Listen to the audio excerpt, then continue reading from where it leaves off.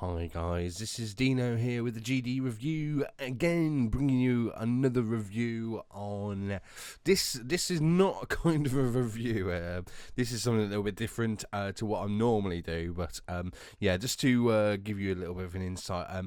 Before I was unable to work, I was actually working for a car insurance company, and that's what I did for a living. I did that for about 3 years, so about 3 years experience in training and stuff like that on car insurance. So I do know what in some sense of what I'm talking about with regards to car insurance and how to save you money on your car insurance. So without further ado, this video is basically going to guide you through a few slides that I've actually implemented on how to save money for car insurance, and how to also some general advice on how to actually watch out for things that you might not generally look out for. So in the meantime, this is a GD review. Thanks for tuning in. Stay tuned for the car insurance review.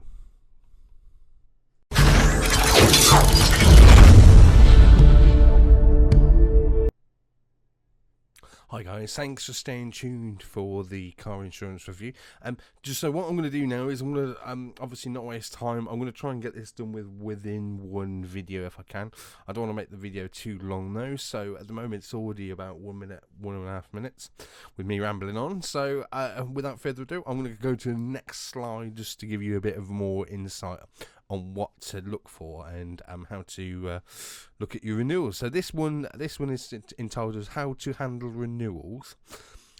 This one basically is self-explanatory, but I'm going to go through it with you anyway, just to obviously make sure you know what's what about car renewals and stuff like that. Now, a car renewal is when an insurance agent sends you a document for a renewal quotation. This can be basically if you've paid for your car insurance for yearly or even monthly. Okay, if you pay for it monthly, then general car insurance lasts for 12 months. Most car insurance companies insure you for 12-month period. To save money, first of all, on your car insurance, you need to follow the following steps.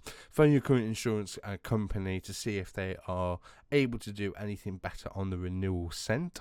Whether or not you've got a good quote or not, just contact them, because you never know. They might be able to do something. They might even be able to send you some vouchers or something out in the post, because some car insurances do actually do that. Also, what else to check on that is to see if if you've got legal insurance or even a courtesy car. Say for instance, obviously you've got a big family and you've got loads of cars. You don't really need a courtesy car, because you would obviously borrow someone else's car if yours was in for repairs. Don't forget, courtesy car is not if your vehicle breaks down. It is only in the event of a claim. So if your vehicle is however, with that, sorry, so if ever your vehicle is in for repairs at a mechanic's, you wouldn't get a courtesy car for your insurance company for that period. However, you would be covered if the garage was to offer you. Now, check your documentation, because some companies don't actually cover you automatically.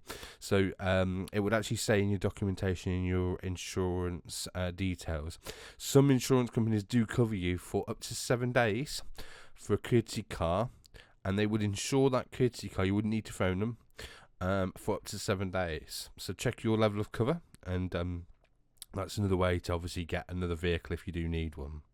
Now, a second step to follow is check the level of cover that you have, which we've gone over a little bit there, of the legal services and other information you might, other level of cover that you might use, like legal services, courtesy car. Even sort of like, I mean, most car insurance companies like offer different things, like roadside assistance as well is another big one. So if you got roadside assistance, make sure that obviously if you don't need it or you've got it somewhere else, not to renew that at the next interception date. Okay. The reason for that is because obviously you'd be covered twice, and obviously there's no point in being covered twice. With any sort of covers or anything like that. If you have a better quote, if you have better quotes, advise this to the current insurer to see if they can do better, because most of the time, if you tell them that you've got a further quote, that they will actually look into it to see if they could actually reduce the cost of it. If they can't, they might be able to send you some vouchers through the post for different companies as well. Okay. Now I'm going to go over to the next slide. Okay. This next slide goes on quotes and what to watch out for. Okay, so if you get, this is mainly if you get a new quote from another insurance company, and it's reasonably quite a lot cheaper than the other one. Okay, and what you need to obviously watch out for is the following: if new quotes is cheaper than your current renewal quote, make sure that you have the same level of cover.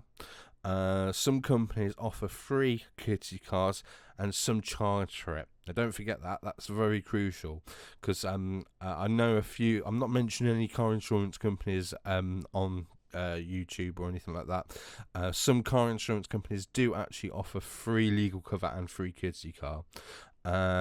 Some charge for it, but there is obviously an additive there where obviously some insurance companies you can't opt out of it, so you can't obviously reduce that cost of the cover.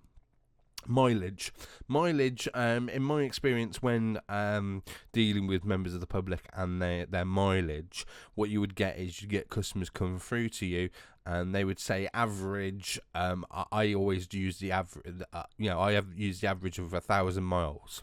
Yeah, 1,000 miles. Well, 10,000 they would say, actually. Sorry, 1,000 miles is quite low actually, but yeah. So what to do is break down your mileage into weeks. So if you go 8 miles to work each day, times that by 5. If you work 7 days a week, times it by 7, obviously, and times it by 52. And that's the mileage that you would do. Allow a couple of 100 miles, so obviously, if you go away on holiday. Because you need to make sure, obviously, you are fully transparent with the insurance company, because you would want them to be completely transparent with you. Are you the only person on the insurance? Now, this is a crucial part. Okay, so if you're the only driver on the insurance cover, it can increase the premium. Why is that, I hear you say? Because obviously adding another driver would generally reduce it. Now, increase it, should I say. So it generally can increase it. Okay, now that is the case if you add a young driver to your policy. So if you had a young driver aged 17 to 25, that can actually increase the price of the policy. For the reason, obviously, because they're a young driver and they're not very experienced in driving. Now with that, so if you add an older driver, however, a more experienced driver, it can reduce your price. For this, well, I always use this reason. Is, say for instance, obviously you're taken ill, and your vehicle is in a car park somewhere. That vehicle is in the town centre, and it's going to be there until you get out of hospital, because no one else can drive your car. No one else would be insured to drive your vehicle unless they've got comprehensive cover, and obviously unless they've got sort of like a trader's policy where in fact they would actually be covered for all other vehicles as well. In that instance, they would need to make sure they are covered, because otherwise they would be driving illegally. Okay, because trader policies allow them to drive under only certain terms of their policy. So just remember that. Okay, now just going over to the next slide. This is basically a very important next feature. Okay, so reasons why insurance is high at the moment. Increases in claims are made. This can be due to a number of different types of claims. Most common is as follows. Uninsured drivers is a big one. Okay, now, on the Daily Mail, if you Google it, obviously uninsured drivers, you will see it reveals that more than 5,587 people in the UK received 2 or more endorsements on their licence for driving uninsured in 2013, meaning they have at least 12 months penalty points. 12 penalty points, and some 50,544 motorists also currently have other drivers' endorsements alongside points for driving without insurance. The source of this was the Daily Mail. I found this on Google. Anyone can search for it. It's not a hidden top secret thingy by the insurance. It's something that you can actually just find on the internet. Okay, in uninsured drivers is a big thing here, and sometimes a majority, and I would say probably I would probably put it down to about 10%. Now that's my personal pointer, really. Okay, is that some people don't actually know they're uninsured. Okay, not until they get pulled over, and the reason behind that is because they forget to renew the policy. They can even sort of like think they are covered if someone else is named on the policy and they're driving the vehicle and they're actually covered for that vehicle. Whereas some vehicles, it stipulates basically a certain age group. So high power vehicles can stipulate age groups. So confirm with your insurance company in writing or verbally over the phone. Make sure they record their calls, because most insurance companies do record all calls. That you can refer back to later. Make sure you make a note of the person's name, time, date of the actual call, and where you called them from, so they can actually trace you back if a call needs to be listened to at all. Okay, so fraud claims. First comprehensive survey shows 180,000 false insurance claims in 2013 and suggests 2 billion of undetected fraud each year. Now that's just mind blowing. That is. Just imagine if there was no fraud or no none of these claims. And obviously I've put the link in there. That's the Guardian. That came directly from the Guardian. That for that information. Now that's just unbelievable, mind blowing for you car drivers, you legal car drivers. That is unbelievable. And just imagine if there was no fraud. Car insurance would be very, very cheap, and you wouldn't pay as much as what you do now. That's the reason why car insurance is so high, is uninsured drivers and fraud claims. Okay, and also don't forget uninsured claims, because there is accidents where drivers are not insured when they thought they was insured, or you get the people that don't bother insuring their vehicle. Okay, so I'm just going to go to the next slide. What I'm going to do is I'm going to pause it there. I'm going to continue on the next video, because obviously for reasons that I just want to sort of thingy. So I'll cut it short there.